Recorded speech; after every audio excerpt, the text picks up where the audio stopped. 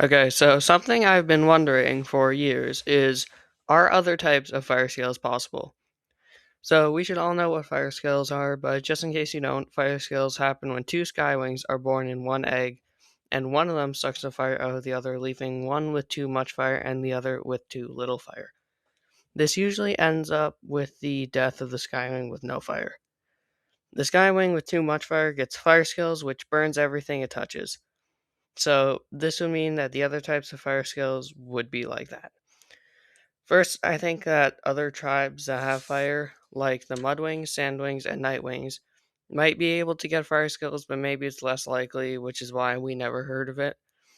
Another type of regular fire skills that could be a possibility is Silkwings with Flame Silk, might be able to get fire skills sometime during metamorphosis.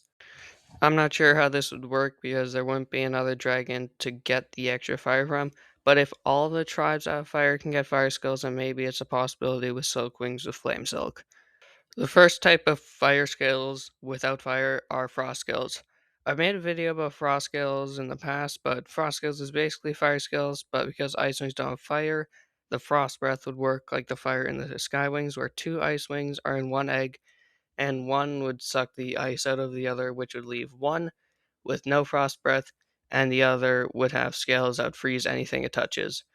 But there's no mention of this in the book, so this is just a fan theory until it's ever confirmed. Maybe something like Frost Scales will be in Arc 4, hopefully. The final fire scales is Venomscales, which is when a rainwing has venom leaking out of its scales.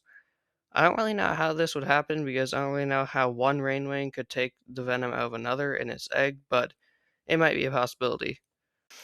These are just a few types of fire skills that might be able to appear in other tribes, but a lot of people have made other types, and they're all in a document in the Wings of Fire wiki, and I'll put a link to that in the description.